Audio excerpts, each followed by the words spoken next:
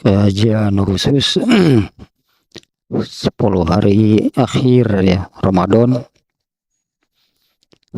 khusus dengan judul Ar-Roja, Al-Khauf war-Roja, ya, takut dan harap.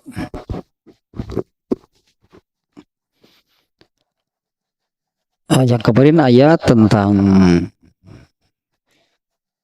takut ya, di dalam Al-Quran cukup banyak ayat yang berkenaan dengan takut, termasuk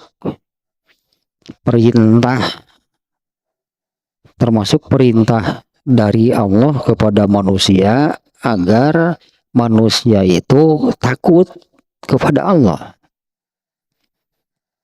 yang artinya manusia itu wajib karena melaksanakan perintah Allah. Allah memerintah takut, maka manusia wajib takut seperti yang Allah perintahkan. Ya, artinya kan memiliki rasa takutnya saja itu sudah melaksanakan apa yang Allah perintahkan, apa yang Allah wajibkan, artinya mendapatkan pahala. Jadi takut itu amal gitu. Kalau demikian, memilih atau rasa takut itu amal.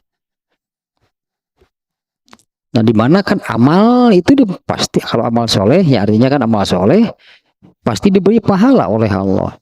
Nah, kemarin juga kan hadisnya disampaikan ya bahwa yang akan menjadi atau disebutnya yang akan dihisab dari seorang hamba pada hari kiamat bukan rupa dan hartanya, ya, akan tetapi yang dihisab dari seorang hamba itu adalah hati dan amalnya. Padahal intinya yang dihisab itu amal ya.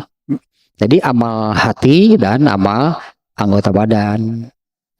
Itu yang kemarin lahnya ulasan sedikit ayat tentang al-khauf yang pertama, yaitu surat Al-Baqarah ayat 40, wa iya ya farhabun.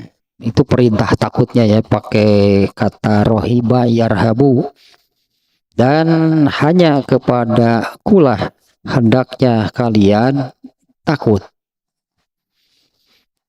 Nah, sekarang ayat tentang sebaliknya ya, bukan sebaliknya, pasangannya gitu ya, karena al-khauf war-roja itu sepasang ya, yang tidak bisa dipisahkan. Ayat tentang roja, ya, ayat tentang berharap, bahkan apa namanya, berharap kepada Allahnya itu harus sampai, bahasa kitanya ya saya sebutkan kemarin, harus sampai memiliki rasa optimis. Ya, dalam hal ini kan optimis untuk bisa masuk surga. Meskipun masuk surga itu hal yang amat sangat berat, hal yang amat sangat sulit. Jangan dikira mudah gitu ya, masuk surga itu jangan dikira mudah. Masuk surga itu teramat, bahkan hanya teramat berat, teramat sulit bagi manusia, sehingga kan diperlukan kesungguhan. Ya, diperlukan kesungguhan gitu ya, untuk apa namanya, kesungguhan untuk ingin gitu, mau gitu masuk ke surga, itu ingin masuk ke surga. Nah, itu diperlukan kesungguhan.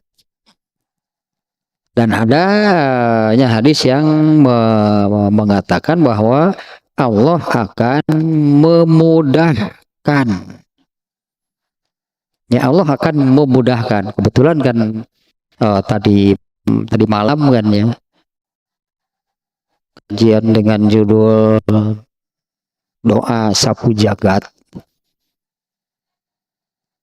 yaitu yang isinya kepada Allah itu minta fid dunya hasanah dan fil akhirati juga hasanah. Jadi memang ya inilah yang diinginkan oleh manusia. Tapi kan hasanah yang ada dalam pikiran manusia itu justru kesenangan-kesenangan, aksesoris-aksesoris kehidupan dunia yang mencelakakan. Justru itu yang ada dalam pikiran manusia. Kalau hasanah di dunia itu adalah hal-hal yang demikian. Ya segala sesuatu itu yang menyenangkan nafsunya. Segala sesuatu di dunia ini gitu yang menyenangkan nafsunya. Ya kekayaan lah, jabatan lah, ketenaran lah. Nah yang seperti itu gitu yang padahal bukan itu maksud doa Rabbana atina fid dunya hasanah itu kan itu diajarkan oleh Allah di dalam Quran, bukan apa namanya, bukan buatan seseorang yang memaknai hasanahnya itu berdasarkan pikirannya. Ya, doa tersebut itu diajarkan oleh Allah di dalam Al-Quran, sehingga hasanah yang dimaksud oleh Al-Quran di situ adalah hasanah yang dimaksud oleh Allah, bukan oleh manusia. Nah kalau oleh manusia, ya yang seperti itulah yang namanya hasanah itu kan kekayaannya banyak, jabatannya tinggi, pengaruhnya, ketenaran, nah yang demikian. Segala hal yang bersifat keduniaan. Padahal Allah menyebutkan segala sesuatu yang bersifat keduniaan itu adalah mata'ul ghurur. Kesenangan iya pasti menyenangkan, tapi kesenangan yang menipu, memperdaya, mencelakakan manusia. Nah, yang dimaksud dengan hasanah oleh Allah bagi manusia itu adalah fasanu yassiruhu lil yusro. Nah itulah hasanah yang dimaksud oleh Allah yang baik bagi manusia itu yang bagaimana? Kalau ketika hidup di dunianya itu dimudahkan oleh Allah jalannya menuju surga. Nah, orang itu mendapatkan hasanah fid dunya hasanah. Nah, ada korelasi tentunya ya. Nah, bab yang sekarang ini kan tentang ar-roja, tentang ayatnya nih. Nah, di mana ar-roja itu adalah harapan, bahkan harus sampai ada rasa optimis. Ya, ada rasa optimis itu di dalam diri kita bahwa kita ini pasti bisa masuk surga. Ya padahal itu kan untuk bisa masuk surga itu amat sangat sulit. Jangan dikira mudah, jangan dikira gampang. Kalau saya suka mengatakan begini ya, kalau memang ingin ke surga tapi ya tidak bisa kan dengan hidup di dunianya leha-leha, hidup di dunianya senang-senang, yaitu dengan hal-hal yang tadinya, dengan segala hal yang bersifat keduniaan. Adapun untuk meraih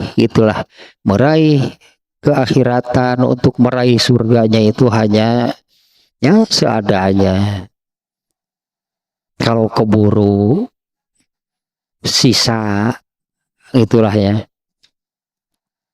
Jadi seolah-olah yang pokok yang mana, yang lebih utama yang mana, ya keduniaan. Nah, untuk urusan akhiratnya, ya sisa lah, tenaganya sisa, kemudian waktunya sisa, ya tenaganya sisa, waktunya sisa, harta kekayaannya juga. Kalau untuk surga, untuk akhirat sisa, itulah karena lebih dipentingkan untuk urusan keduniaan. Nggak bisa kan surga diraih dengan cara demikian.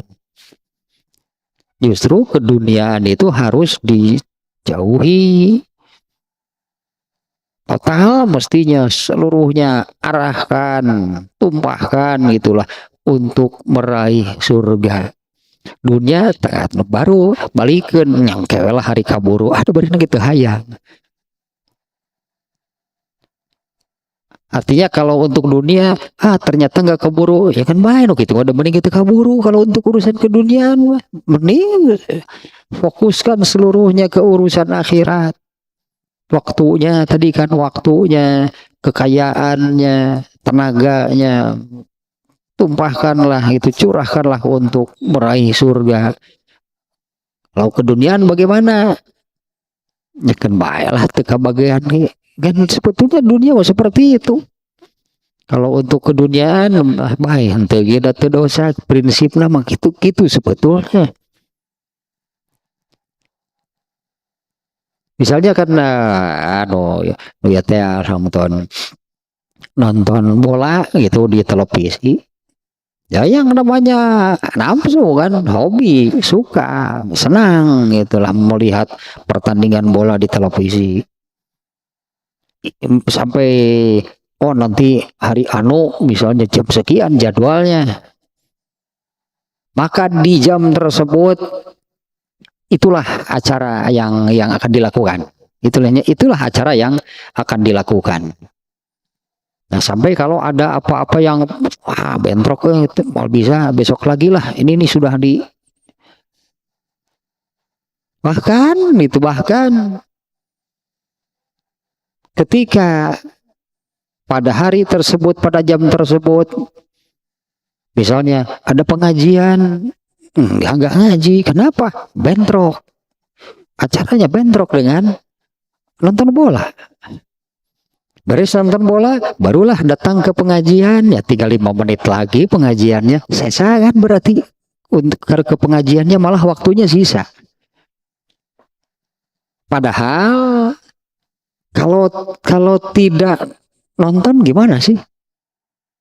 Nah itu yang saya katakan atuh bae henteu kita teu naon. Emang masalah kalau tidak nonton pertandingan bola? Artinya kan ya tidak saja misalnya. Atau misalnya selesai ngaji pulang kebagian sisanya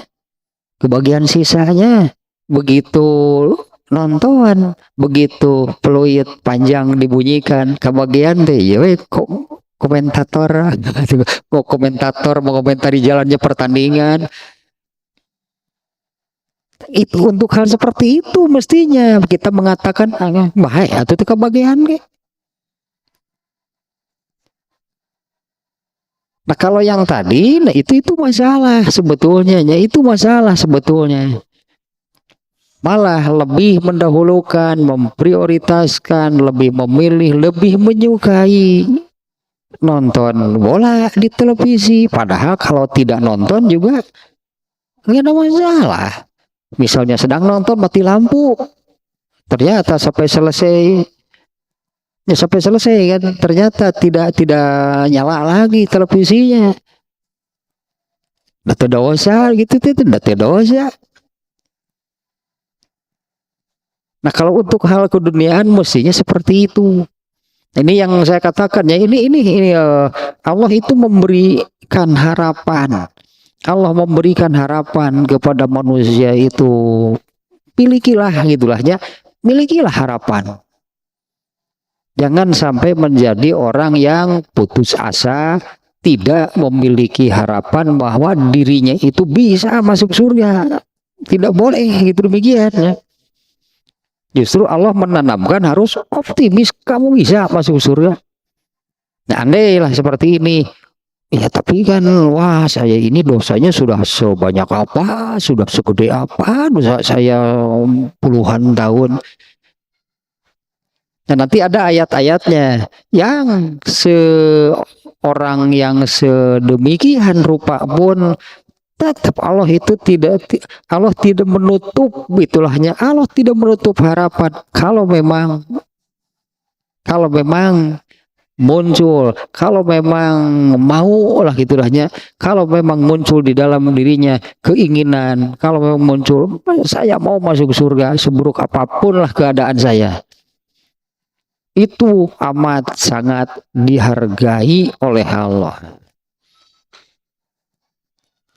Nah ini ya ar-roja itu adalah harapan yang harus dimiliki, tidak boleh itu ya seseorang siapapun seburuk apapun katakanlahnya keadaan seseorang tidak boleh putus asa, tidak boleh hilang harapan bahwa dirinya itu bisa masuk ke surga meskipun ya perjalanan lah jalan yang menuju ke surga itu amat sangat sulit. Ya tetapnya itu harus ditanamkan bahwa ke surga itu tidak mudah.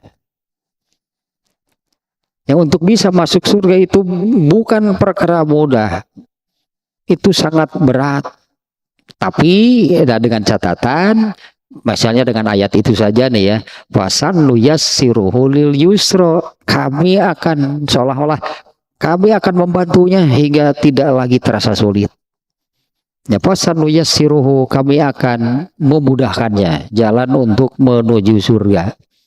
Nah makanya ya ini masalahnya, jangan hilang harapan berarti.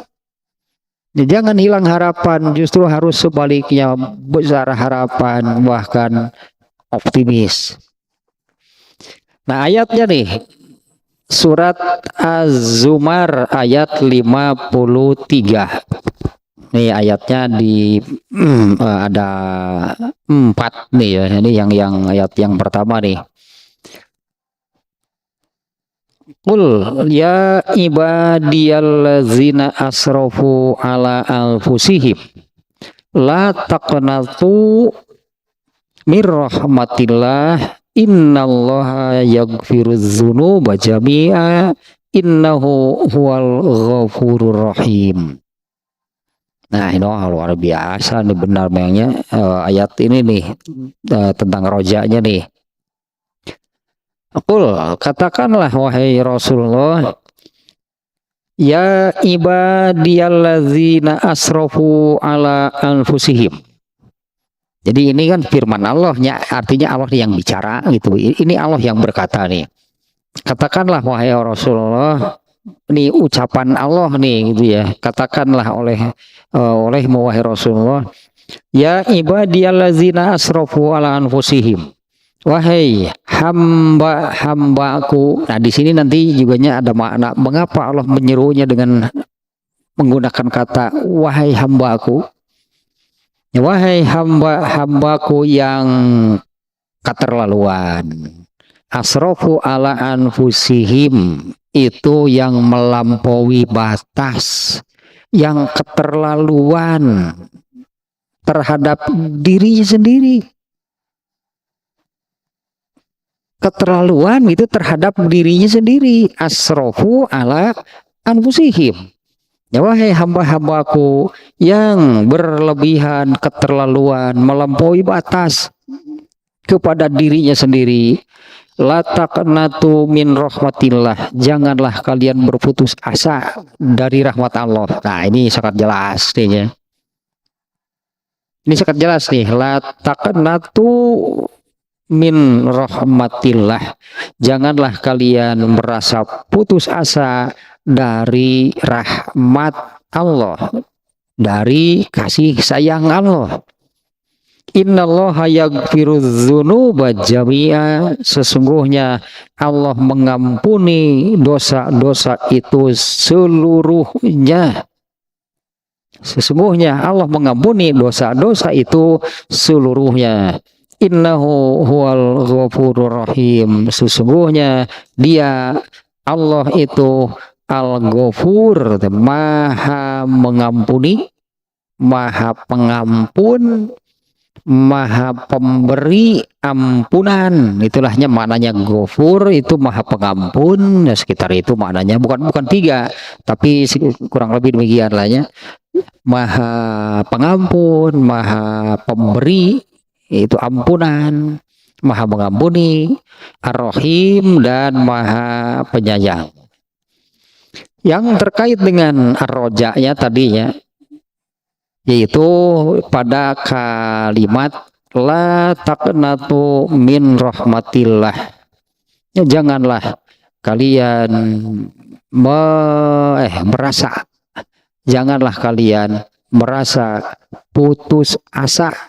Jangan putus harapan dari rahmat Allah. Nah, kita ulas sedikit nih ayatnya nih. Yang pertama tadi tentang seruan ini dari Allah nih, ya ibadi, wahai hamba. Nah, karena di dalam Al-Quran itu kan seruan dari Allah itu beragam. Ada ya ayuhan nas, manusia. Ada yang ya ayyuhallazina amanu, yang diserunya orang-orang yang beriman.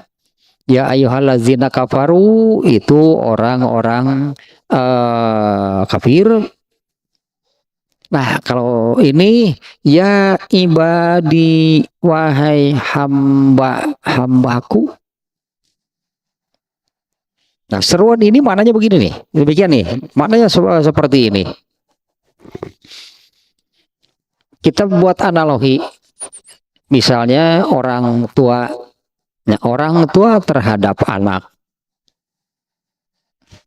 Ya, orang tua terhadap anak, di mana orang tua ini padahal ya, ada yang orang tuanya itu ada yang menetapkan aturan. Ya, ada juga yang tidak menetapkan aturan. Misalnya secara tertulis lah gitunya, ini aturan ini yang dibuat orang tua nih untuk anaknya. Dan ada yang tertulis, ada yang tidak tertulis. Nah, apabila si anak itu melakukan pelanggaran.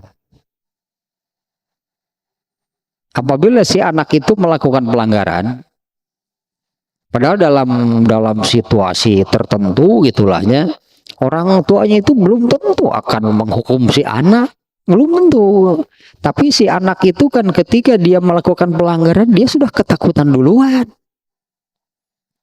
Si anak itu tahu bahwa dirinya melanggar, maka muncullah ketakutan di dalam dirinya, dimarahi oleh orang tuanya. Bahkan untuk pulang saja takut, malah orang tuanya kan yang jadi susah. Jam sekian belum pulang. Aduh, jam segitu can balik, budak kemana itu gua di ruang tamu. Nah, pika kasarean di ruang tamu ya nungguan budak can balik. Dasar budak bangor. Nah, si anak itu sudah ketakutan duluan karena merasa, wah, saya melanggar. Ya, misalnya lah aturan jam pulang barusannya.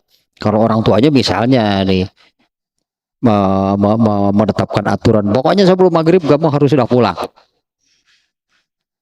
Nah, ternyata si anak ini kan tanggung, keasikan bermainnya bablas sampai dia sedang asik main dengar azan.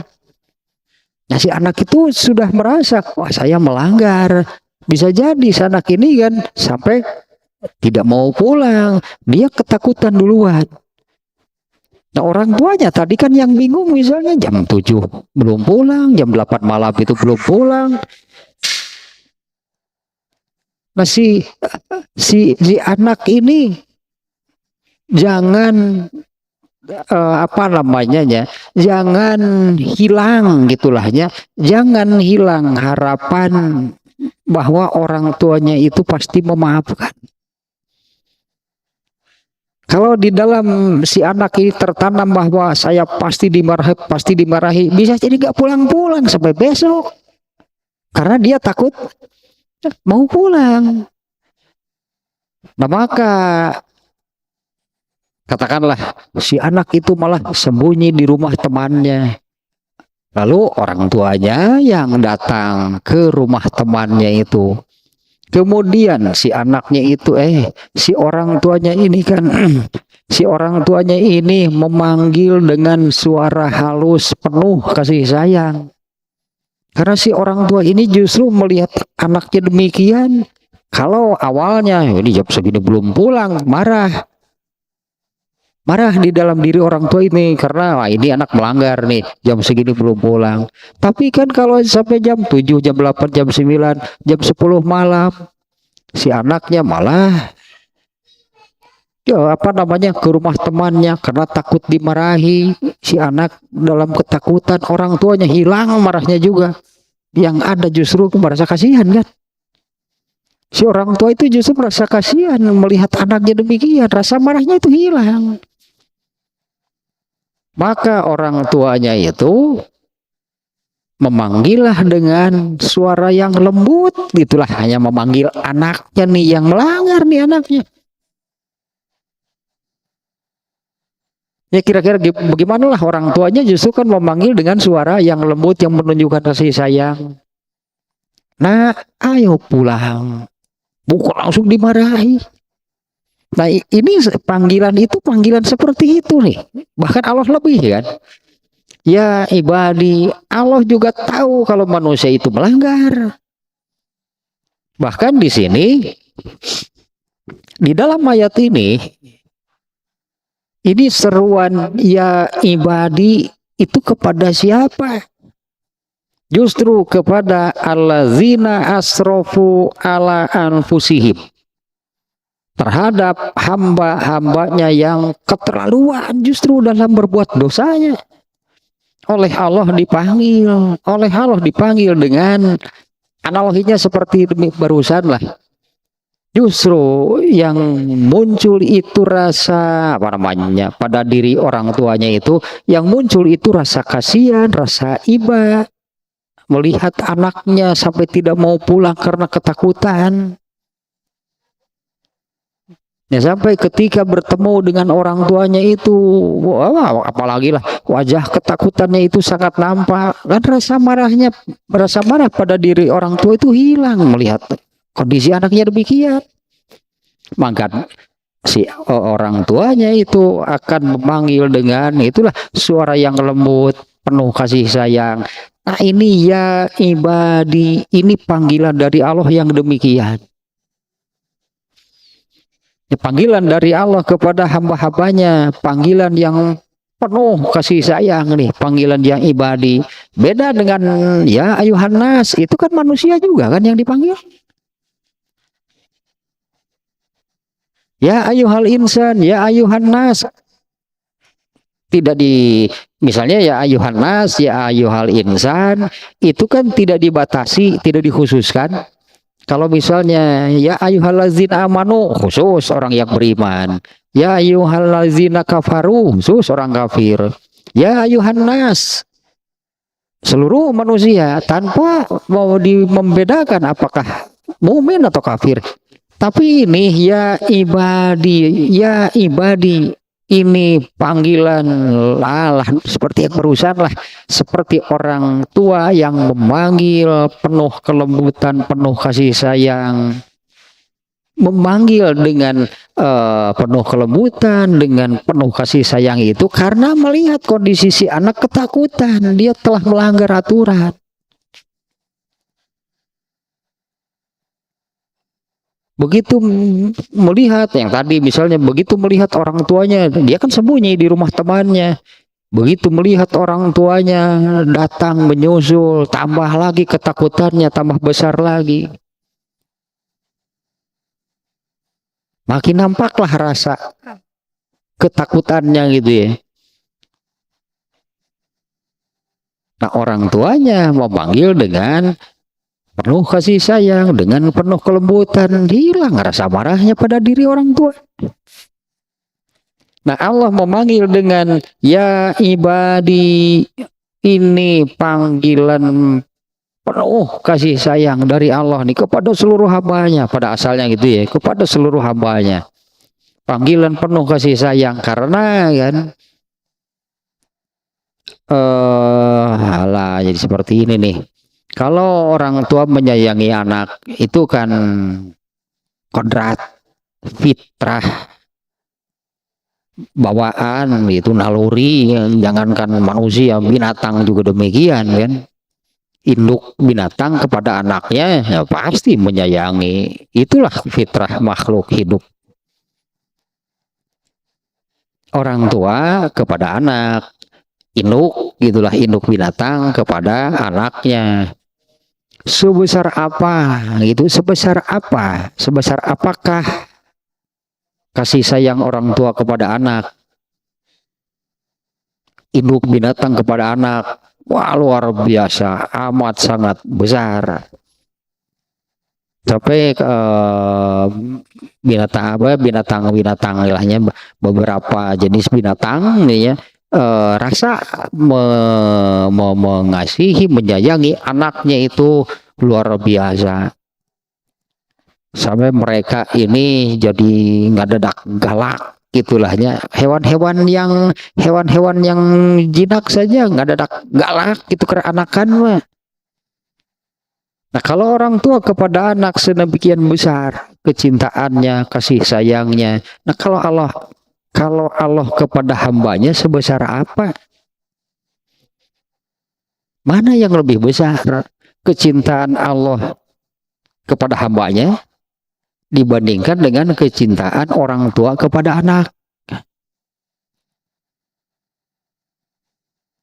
Anak ini juga hamba Allah kan? Ya, yang namanya anak itu kan hamba Allah. Jadi kalau orang tua kepada anak A, misalnya kita inisialkan orang tuanya A, misalnya nih ya, anaknya B. Jadi B ini adalah anaknya A. Si B ini kan, dia juga hamba Allah juga kan. Jadi orang tuanya menyayangi anaknya, Allah sebagai Tuhannya juga menyayangi anak tersebut. Bandingkan mana yang lebih besar? Ya, mana yang lebih besar? Apakah kecintaan orang tua kepada anak atau kecintaan Allah kepada hambanya? Jadi ini sebetulnya panggilan ini bisa kita bayangkan kalau orang tua yang memanggil anaknya yang telah melakukan pelanggaran yang tadi ya. Kalau orang tua memanggil anaknya yang telah melakukan pelanggaran itu dengan panggilan yang lembut, panggilan yang menunjukkan penuh kasih sayang.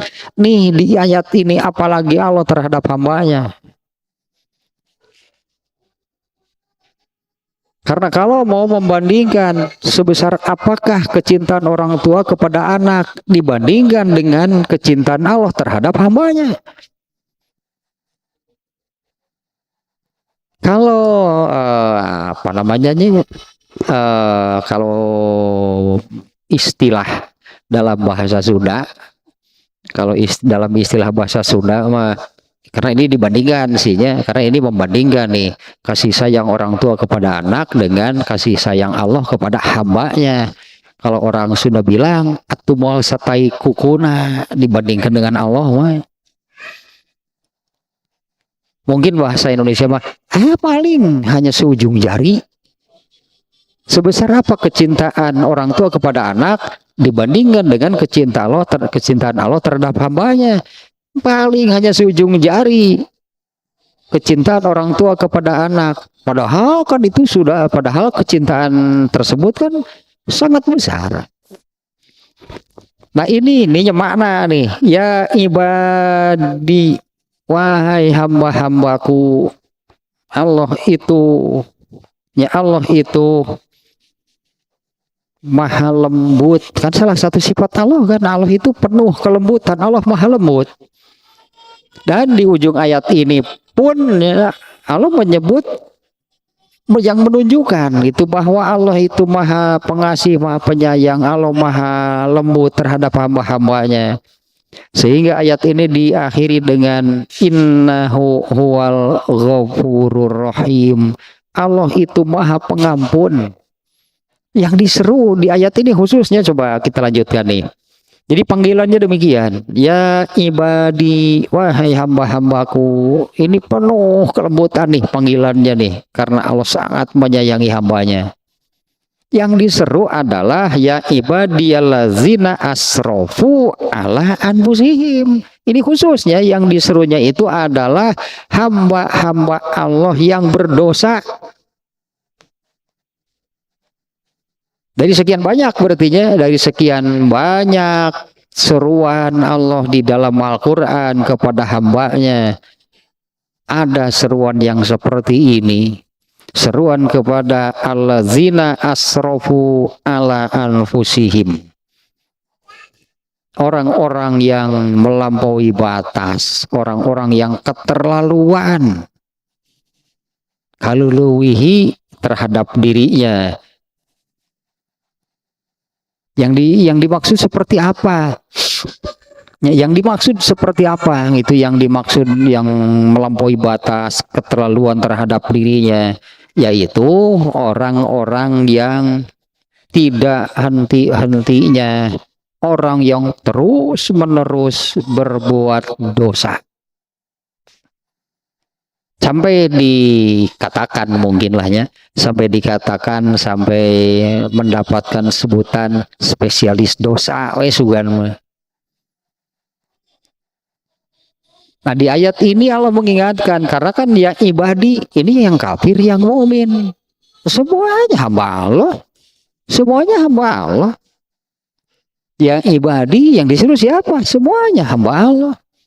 Artinya orang kafir pun, andai mereka ini kemudian mau, masalahnya andai mereka ini kemudian mau menyadari kesalahannya dengan melihat, katakanlahnya, dengan melihat, wah, dosa saya ini sudah sebanyak apa, dosa saya ini sudah sebesar apa masih, nah gitulahnya, apa masih mau Allah mengampuni saya, apa masih terbuka ya pintu tobat bagi saya. Nah, inilah sebagai dasarnya ayat ini. Ya ayyuhallazina amanu lagi, ya ibadiyallazina asrofu ala anfusihim, wahai orang-orang yang keterlaluan, yang melampaui batas terhadap dirinya.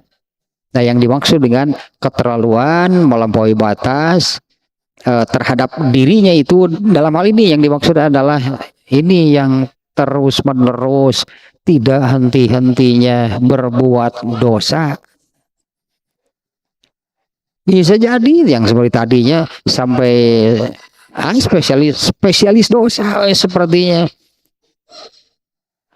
Nah, di ayat ini seruannya adalah la taqnatu min rahmatillah.